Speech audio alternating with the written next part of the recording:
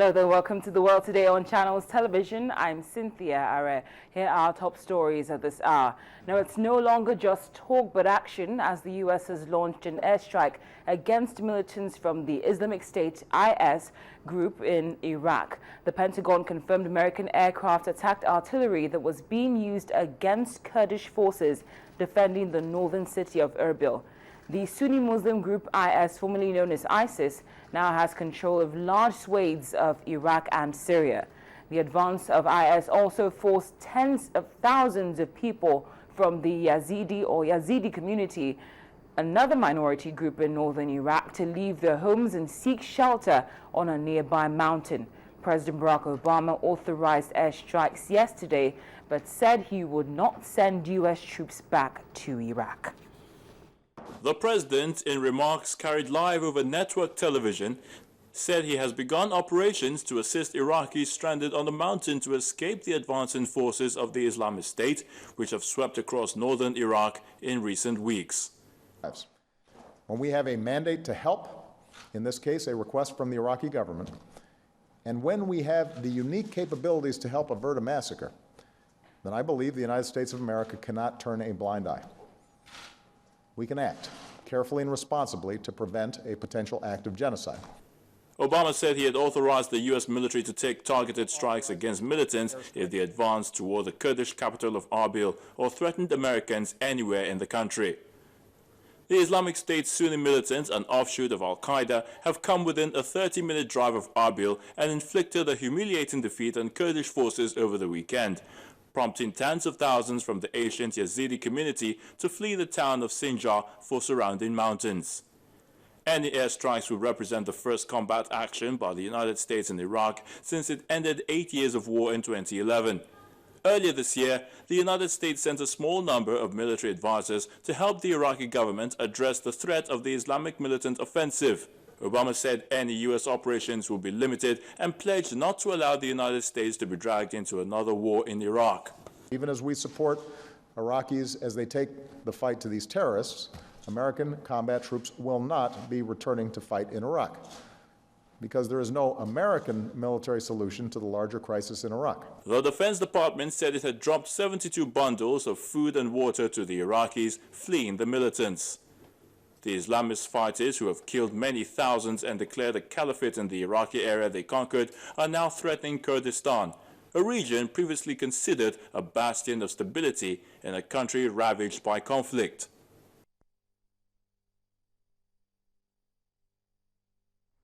Now, concerning the airstrikes targeting militants in Iraq by the United States, the United Kingdom is giving the U.S. thumbs up for the action, but are also dropping off food aid for Iraqi refugees under threat from those militants. The British Defence Secretary, Michael Fallon, reiterated that the UK's main focus is supporting the US in its planned airstrikes on militants with surveillance and refueling. But there will also be food drops targeting members of the Yazidi community trapped on a mountainside. David Cameron welcomed U.S. airstrikes against the Islamic State militants, but ruled out any UK military action and also called on the rest of the world to help religious minorities in Iraq who are under threat from the militants in their hour of desperate need. Well, what we've decided today is to assist the United States in the humanitarian operation that started yesterday. We're offering technical assistance in that in terms of refueling and surveillance where we can support that operation. And we're offering aid of our own, which we hope to drop over the next couple of days in support of the American relief effort, particularly to help the plight of those who are trapped on the mountain. Well, we welcome what the Americans are doing now in particular, to bring humanitarian relief and to prevent any further suffering. But our focus is on assisting that humanitarian mission and in using our military in support of the Americans in terms of refueling and surveillance to underpin their mission and to add to it with food drops of our own. British Defence Secretary Michael Fallon. Now, for more information about the airstrikes in Iraq, we go live to Washington, D.C., where the Voice of America's Jeff Selden is standing by. Hello, Jeff. Thank you so much for joining us on The World Today. Now, the U.S. has started humanitarian airdrops in Iraq. Could you tell us about what's happening? So far, there have been one airdrop where a number of U.S. cargo jets flying low over the area of Mount Sinjar were able to drop about 8,000 meals ready to eat MREs and over 5,000 gallons of water for the Yazidis who have been trapped there by ISIL. That's been the only airdrop so far, but the U.S. says it does have stocks of water and other supplies for emergency situations within the region that it can bring over if needed. Now, President Obama has said there's a possibility of military intervention. What options are available? Well, what the president authorized the Department of Defense to do was to strike if and when a decision was made that any of ISIL's moves threatening either U.S. personnel or assets in that area. So during the humanitarian airdrop where the food and water was given to the Yazidis, the cargo jets were escorted by U.S. fighter jets, and then we got word not long ago that 2 U.S. fighter jets dropped precision-guided bombs on a ISIL artillery position outside of Erbil.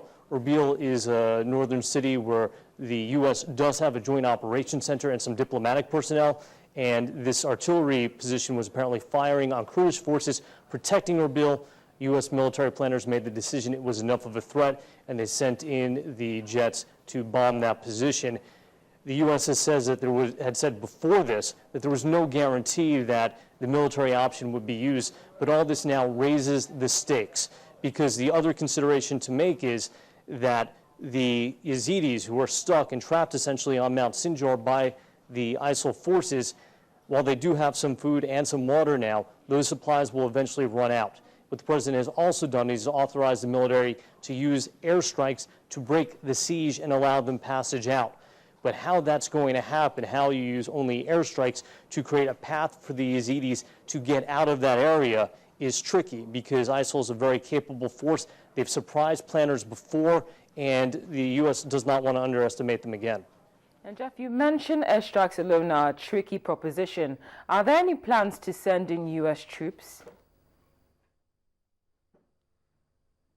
The U.S. does have some troops on the ground in Iraq right now. They have a joint operations center in Erbil with about 40 to 45 commandos. There's also one with about 90 commandos in Baghdad, as well as assessment teams that were sent there to look at the situation, assess what type of help the Iraqi forces might need, and what type of threat ISIL posed to Baghdad and the surrounding areas. The thing that the Pentagon has made clear, that the White House has made clear, is that there will be no boots on the ground. What they mean by that is that there's no intention for U.S. troops, combat troops, to actually engage with ISIL.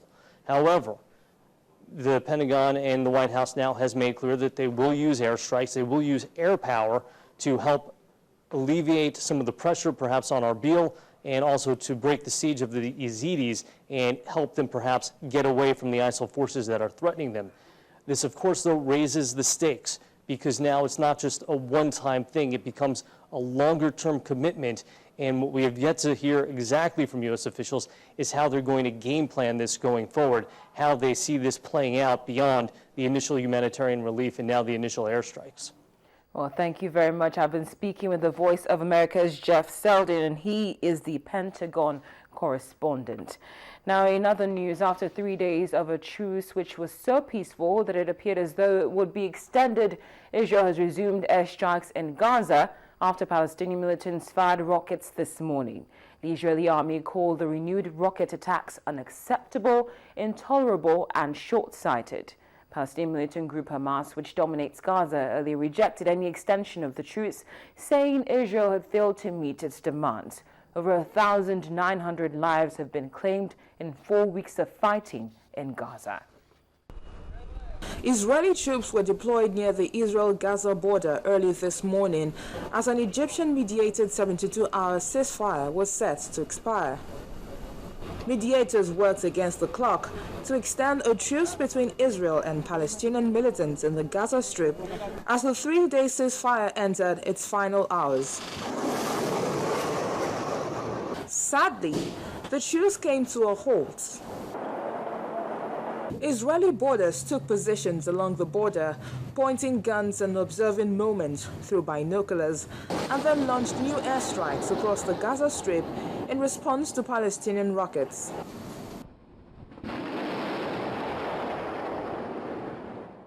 A mortar fired from Gaza, which landed near an Israeli community this morning, wounded 2 Israelis who were evacuated to hospital with shrapnel wounds.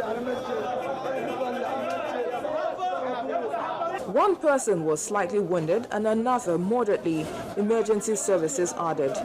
Footage showed a soldier with a foot injury and a civilian lying on a stretcher at the scene.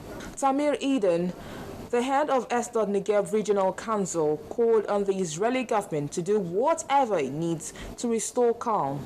Unfortunately, someone wounded here very badly, and we must see he was on the ground, not in this car, and that was to save his life. The situation cannot continue like this. We're not going to agree to these missiles that are falling on our head. I asking the government to do whatever they could to bring us back our life. We want to live in quiet, we want to live in peace, not more than this. A video from Al-Quds Brigade, a military wing of the Palestinian Islamic Jihad, claims to show rockets being fired from Gaza. Israel said they were responding to Palestinian rockets fired after Egyptian-mediated talks failed to extend a 72-hour truce in the month-long war. It launched airstrikes across the Gaza Strip. Now, it's no secret that Malaysia Airlines has had an ill spate of luck recently.